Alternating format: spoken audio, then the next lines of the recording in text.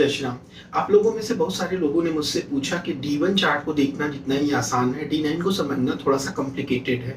तो आज मैं आपको D1 और D9 मतलब कि आपकी जो मेन चार्ट जिसको बर्थ चार्ट बोलते हैं और D9 मतलब नौमांशा चार्ट, उसको कैसे देखा जाता है आज मैं आपको पूरी तरीके से विस्तार से समझाऊंगा।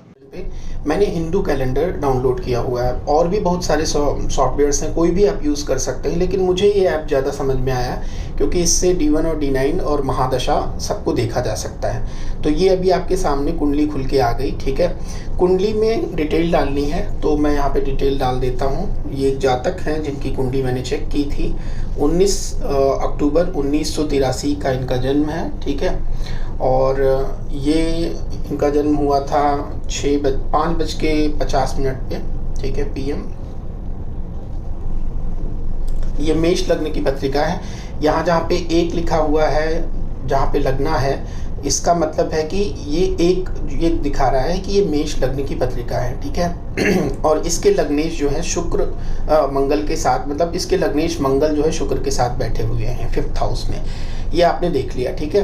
अब आपको इतना समझ में आ गया कि इस जातक का जो लग्नेश है वो 5th हाउस मतलब कि एजुकेशन, क्रिएटिविटी, ठीक है, शेयर मार्केट से जुड़ा हुआ हो सकता है। ऐसा जातक 5th हाउस में गया है।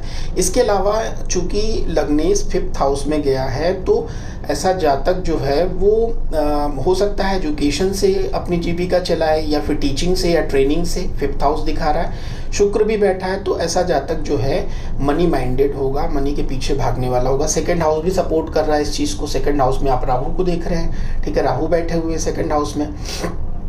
तो यानी कि इस जातक को जो जीविका है वो इसकी जो है कहीं ना कहीं फॉरेन से कनेक्टेड हो सकती है, क्योंकि राहु फॉरेन को दिखाते हैं और 2nd हाउस में राहु बैठे हुए हैं। तो यानी इस जातक के फॉरेन कनेक्शन हो सकते हैं या इसको फॉरेन से किसी भी तरीके का लाभ हो सकता है, ठीक है। अब आते हैं जो है चंद्रमा को और सूर्य को देख लेते हैं। तो इस कुंडली में जो है सूर्य पंचमेश होते हैं। पंचमेश जो है वो 7th हाउस में बैठे हैं शनि के साथ में, ठीक है। शनि इस कुंडली के 10वें और 11वें भाव के मालिक होते हैं जो कि बैठे हैं 7th हाउस में, ठीक है। इतना आपको जो है क्लियर हो गया। और इस कुंडली के जो नौमेश होते हैं 9th हाउस लॉर्ड, वो गुरु हैं और वो भी बैठे हैं केतु के साथ में 8th हाउस में। तो ये थोड़ा 9th हाउस के लिए मतलब कि भाग्य के लिए या पिता के लिए जो है ज़्यादा अच्छा कॉम्बिनेशन नहीं है, लेकिन ओवरऑल कुंडली जो है इंटरेस्टिंग दिख रही है। अब आइए इसका जो है D9 देखते हैं। देखिए D9 में गए तो D9 में भी मेष लग्न की पत्रिका है, मतलब ये पत्रिका ही वर्गोत्तम हो गई, ठीक है। D1 जो है वो भी मेष लग्न की थी और D9 जो है वो भी मेष लग्न की हो गई, 1 नंबर ही लिखा है। तो ये पूरी चार्ट जो है वर्गोत्तम हो गई, ठीक है। अब इसके लग्नेश जो है मंगल वो जाके 6th हाउस में बैठ गए। तो ये थोड़ा सा D1 में जो है 5th हाउस में थे, ठीक है, और D9 में जाके जो है वो 6th हाउस में चले गए, D9 में जाके यहाँ पे 6th हाउस में चले गए। तो लग्नेश का 5th हाउस से 6th हाउस में जाने का मतलब है कि जातक को संघर्ष ज़्यादा करना पड़ेगा। जहाँ पे D1 चार्ट प्रॉमिस कर रही थी कि इस जातक को ईजिली मनी मिल जाएगा कि शुक्र के साथ में बैठे हुए हैं और 5th हाउस में फ्रेंड के हाउस में बैठे हुए हैं, वहीं पे D9 ने इसको थोड़ा सा दूसरी तरीके से बता दिया कि नहीं, इतने आराम से भी नहीं मिलेगा, इस जातक को संघर्ष करना पड़ेगा। तो फॉर्मूला नंबर 1 आपको क्लियर हो गया। D1 में अगर लग्नेश जो है 5th हाउस में है और D9 में 6 में चले गए तो इस जातक को थोड़ा संघर्ष करना पड़ेगा। लेकिन अच्छी चीज़ क्या है, यहाँ पे मंगल 6th हाउस में शत्रुहंता योग बनाते हैं, तो मतलब मंगल का 6th हाउस में जाना अच्छा भी है, ठीक है, क्योंकि मंगल यहाँ पे 8वें के भी स्वामी है, ठीक है। पहला फॉर्मूला आपको मिल गया। हाउएवर कि जो है मंगल 5th हाउस से 6 में गए, वो थोड़ा सा लग रहा था, पहले लगा कि खराब है, लेकिन चूंकि ये शत्रुहंता योग बनाते हैं और मंगल 6th हाउस में जाकर शत्रुओं को पराजित करेंगे। पहला फॉर्मूला आपको मिल गया, यानी लग्नेश की स्थिति ओवरऑल ओके है, ठीक है। अब आते हैं सेकंड चीज पे कि 2nd हाउस लॉर्ड कहाँ पे बैठा हुआ है। इस कुंडली में 2nd हाउस का लॉर्ड जो है शुक्र होते हैं, जो कि 5th हाउस में बैठे हैं। तो यानी इनको पैसा कहाँ से आएगा, एजुकेशन से आ सकता है, क्रिएटिविटी से आ सकता है, टीचिंग से आ सकता है। 2nd हाउस का लॉर्ड अगर 5th में बैठा हुआ है तो क्रिएटिविटी से भी इंसान कमा सकता है, ठीक है। ठीक इसी तरीके से अगर हम D9 में जाएं तो शुक्र देखिए 5th में ही बैठे और उसी राशि में बैठे, मतलब कि शुक्र यहाँ पे वर्गोत्तम हो गए, ठीक है। आपको यहाँ पे शुक्र की स्थिति बहुत स्ट्रांग हो गई, यानी मतलब कि ये जातक जो है बहुत अच्छा पैसा बनाएंगे अपनी लाइफ में। ये फॉर्मूला क्लियर, ठीक है। वर्गोत्तम की वजह से शुक्र को यहाँ पे बल मिल गया। अब आते हैं थर्ड हाउस पे। थर्ड हाउस में आप यहाँ पे देख पा रहे हैं कि 3 नंबर की राशि लिखी है और 3 नंबर की राशि के स्वामी बुध होते हैं, जो कि 6th हाउस में उच्च के बैठे हुए हैं, ठीक है। उच्च का बुध है यहाँ पे। अगर हम D9 में जाके देखें तो बुध देखिए यहाँ 5th हाउस में चले गए, मतलब कि 6ठे हाउस का स्वामी 5th हाउस में चला गया, मतलब कि त्रिकोण में चला गया। तो ये प्लेसमेंट तो अच्छी हो गई और अपने से 12वें पे भी चले गए। तो मतलब षष्ठेश का अपने से 12वें जाना यानी कि रोग ऋण शत्रु का खत्म करना है, मतलब कि ये भी एक अच्छा पॉइंट है। तो ये जातक जो है अपनी बुद्धि से 5th हाउस बुद्धि को भी दिखाता है, अपने शत्रुओं को पराजित करेंगे, ठीक है। ये चीज़ क्लियर हो गई। अब आते हैं 4th हाउस में। देखिए D1 में जो है 4th हाउस का जो स्वामी है चंद्रमा, वो 12th हाउस में जाके बैठा हुआ है, ठीक है। तो ये तो देखने में अच्छी पोजीशन नहीं लग रही है। सुखों का जो सुख का स्वामी है वो 12वें में जाके बैठ गया, तो ये अच्छी प्लेसमेंट नहीं लग रही है। लेकिन अगर हम नवांशा में जाके चेक करें तो चंद्रमा जो है वो त्रिकोण में आके बैठ गया, यानी कि ये अच्छी प्लेसमेंट है। हालांकि यहाँ पे चंद्रमा पीड़ित है क्योंकि राहु और बुध के साथ बैठा हुआ है। बुध भी शत्रु है, राहु भी शत्रु है, लेकिन फिलहाल इससे तो अच्छा ही है ना। यहाँ तो अकेले बैठे हुए हैं और कोई सिर्फ जुपिटर की 5वीं दृष्टि जा रही है। तो D9 में जो है सपोर्ट मिल गया चंद्रमा को। चंद्रमा, शुक्र और बुध 3 जो है शुभ ग्रह बैठ गए 5th हाउस में। 5th हाउस बहुत बली नजर आ रहा है, ठीक है। अब आते हैं 5th हाउस पे। तो 5th हाउस के लॉर्ड सूर्य यहाँ पे बैठे हैं 7th हाउस में, ठीक है। D9 में जाके चेक करते हैं। हालांकि ये नीच के बैठे हैं। नीचता भंग इसलिए हो रही है क्योंकि यहाँ नीच भंग हो रहा है। यहाँ शुक्र जो है वो सूर्य के घर में बैठे हैं और सूर्य जो है शुक्र के घर में बैठे हैं, एक दूसरे से एक्सचेंज है, तो ये यहाँ पे नीच भंग हो गया, ठीक है। अब आते हैं D9 में। D9 में भी नीच भंग हो रहा है, D1 में भी नीच। हालांकि D9 में दृष्टियां नहीं देखी जाती। यहाँ पे देखिए सूर्य जो है वो शनि के साथ बैठे हैं, यहाँ इस तरीके से भी नीच भंग हो रहा है क्योंकि सूर्य और शनि, और प्लस इन्होंने एक्सचेंज भी किया हुआ है एक दूसरे से हाउस, तो भी नीच भंग हो रहा है। तो नीच भंग तो हो गया, बट यहाँ पर D9 में भी सूर्य नीच के ही बैठे हुए हैं, तो ये थोड़ा सा देखने वाला पॉइंट है। यहाँ पे सूर्य को थोड़ा बल देने की जरूरत है, ठीक है। इसका उपाय ये हो सकता है कि सूर्य का रुद्राक्ष पहना जा सकता है। नीच के प्लानेट का तो आप रत्न नहीं पहन सकते, लेकिन रुद्राक्ष पहन सकते हैं, ठीक है। अब आते हैं 6th हाउस पे। देखिए 6th हाउस में बुध जो है, इसको हम ऑलरेडी 3rd हाउस से चेक कर चुके हैं, लेकिन 6th हाउस से भी समझ लेते हैं। 6th हाउस का लॉर्ड 6th हाउस में बैठा, बहुत स्ट्रॉन्ग पोजीशन है, ठीक है। और D9 में जाके चेक करें तो यहाँ पे आके जो है बुध जो है चले गए 12th हाउस में और मंगल यहाँ पे आ गए, मतलब कि मंगल जहाँ बैठे थे वहाँ बुध चले गए, जहाँ बुध बैठे थे वहाँ मंगल चले गए। तो मतलब ये भी एक अच्छी पोजीशन है, ठीक है। अब आते हैं 7th हाउस पे। 7th हाउस में आप देख रहे हो कि सूर्य और शनि बैठे हैं, यानी ये पोजीशन जो है पीड़ित नजर आ रहा है 7th हाउस, ठीक है। हालांकि 7th हाउस के लॉर्ड शुक्र जो है वो मंगल के साथ लग्नेश के साथ बैठे हैं D1 में। अब इसको D9 में चेक करते हैं। तो D9 में जाके अगर आप देखते हो तो यहाँ पे शुक्र जो है वर्गोत्तम हो गए, यानी कि इस जातक की पत्नी जो है वो बहुत ही इंटेलिजेंट होगी, घर को चलाने वाली होगी, काफ़ी तेज तर्रार महिला होंगी, क्योंकि ये पुरुष जातक की कुंडली है। लेकिन सूर्य यहाँ बैठा हुआ है 7th हाउस में, दोनों कोई ईगो क्लैशेस होंगे यहाँ पे। तो अगर ये जातक या इनकी पत्नी जो है आपस में अच्छा रिलेशन बनाकर ईगो पे कंट्रोल कर लेंगे तो ये अच्छी मैरिड लाइफ भी दे सकता है, ठीक है। अब आते हैं 8th हाउस पे। यहाँ पे 8th हाउस में D1 में गुरु केतु बैठे हुए हैं, ठीक है। गुरु केतु की युति जो है 8th हाउस में किसी अच्छे रिसर्चर्स की हो सकती है, बहुत अकल्टिस्ट, किसी भी तरीके का नॉलेज अच्छा हो सकता है इनका। हालांकि इस चीज़ को सपोर्ट नवमांशा कर रही, बिल्कुल कर रही। गुरु जो है वहीं पे बैठे हैं, केतु चले गए लाभ के भाव में। तो गुरु का यहाँ बैठने का मतलब है कि गुरु भी वर्गोत्तम हो गए। शुक्र वर्गोत्तम थे, सूर्य वर्गोत्तम है और अभी गुरु भी, मतलब इस जातक को तीसरा वर्गोत्तम प्लैनेट मिल गया। अब ये जो है प्लैनेट और पावरफुल हो जाएंगे।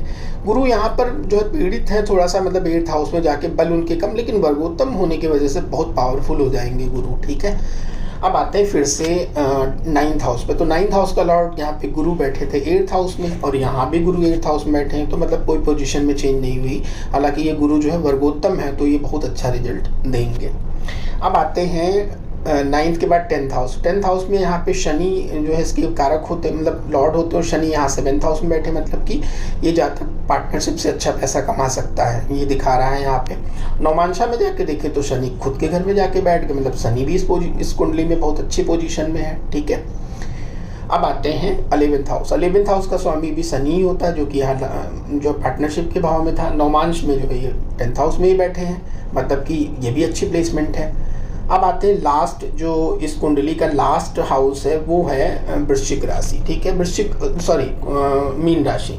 12th हाउस का लॉर्ड मीन राशि के जो है ये स्वामी होते हैं गुरु, जो कि गुरु आके बैठे हैं 8th हाउस। मतलब 12वें हाउस का लॉर्ड अगर 8th हाउस में आके बैठ गया तो ये विपरीत राजयोग हो गया, ठीक है।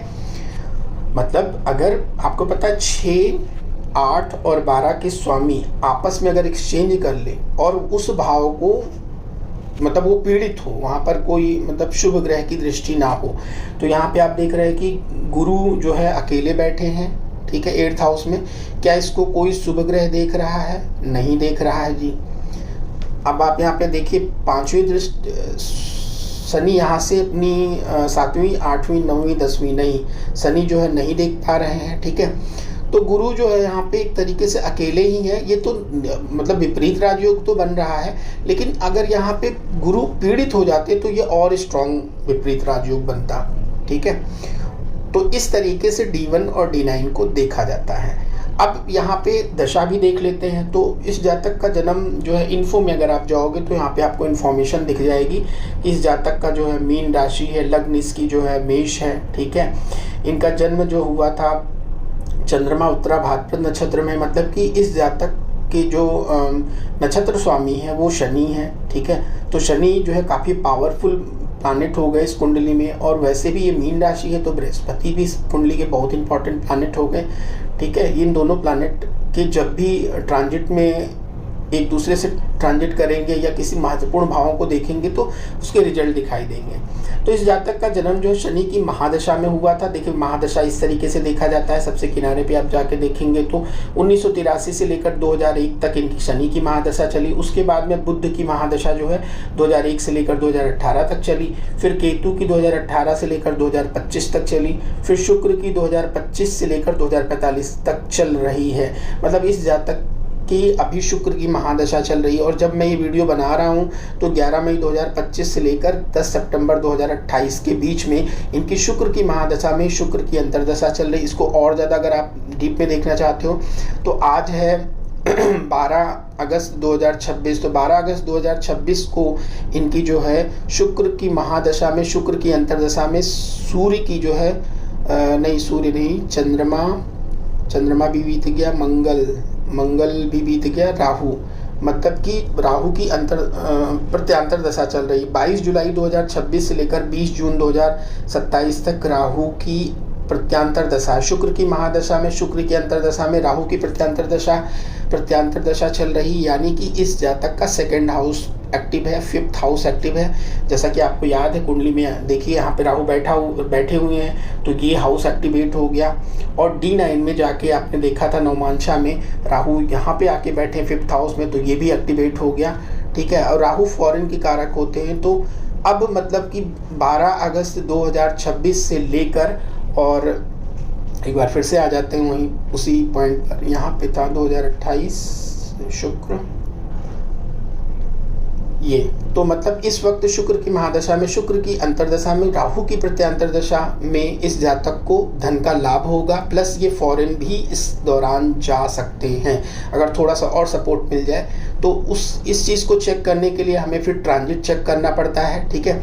ट्रांजिट में जो है क्या कंडीशन है भी उसको देखने से पता लग जाता है कि क्या जातक जो है फॉरेन जा पाएगा कि नहीं। अगर आपका ये क्वेश्चन हो कि क्या ये फॉरेन जा सकता है तो उसके लिए हमें फिर आज की कुंडली चेक करनी पड़ेगी। उसके लिए मैं फिर इस सॉफ्टवेयर को बैक में जाता हूँ, सारी डिटेल्स को चेंज करके। अगर ये आज की कुंडली चेक करें तो ये फिर ये ट्रांजिट चार्ट बन गई। ट्रांजिट चार्ट में आपको मेष लग्न पे ही जाना पड़ेगा तभी आपको सही समझ में आएगा। तो यहाँ वृश्चिक लग्न दिख रही है, इसको अगर हम थोड़ा सा पीछे करें 9 बजे का टाइम डाल दें, 9 AM डाल दें, ठीक है। तो ये कन्या बन रही है, यानी कि इसको और पीछे करना पड़ेगा। 6 बजे का डालें तो ये कर्क बन रही है, 3 बजे का डालेंगे तो ये फिर मिथुन बन रही है, रात के 12 बजे का अगर हम डालते हैं तो ये टॉरस, मतलब अभी भी थोड़ा सा चेंज करने की ज़रूरत है। 12 अगस्त इसको थोड़ा सा पीछे ले जाते हैं कि एग्जैक्ट मेष लग्न बन पाए। तो ये 11/8/2026, ठीक है, रात का 12 बजे। अब देखिए यहाँ पर ये आ गया मेष लग्न। तो मेष लग्न की कुंडली में मतलब कि इस जातक की करंट कंडीशन में शनि 12वें से गोचर कर रहे हैं। देखिए, तो शनि 12वें से गोचर कर रहे हैं तो फॉरेन के हाउस से ही गोचर, फॉरेन भी देखा जाता है 12th हाउस से, ठीक है। इसके अलावा इसके 4th हाउस में गुरु बैठे हुए हैं। शुक्र जो है वो भी देख रहे हैं अपनी उच्च की, हालांकि नीच की राशि में है शुक्र, तो इस जातक का फॉरेन जाने का चांस बन सकता है। ये गोचर कुंडली भी सपोर्ट कर रही है, ठीक है। तो इस तरीके से जो है ट्रांजिट देखा जाता है। आई होप आपको समझ में आ गया होगा। अगर आपको नहीं समझ में आया तो आप कमेंट करिए, मैं इस पर आपको और ज़्यादा एक्सप्लेन कर दूंगा। अगर ये वीडियो आपको अच्छा लगा हो तो please like and subscribe. Thank you very much.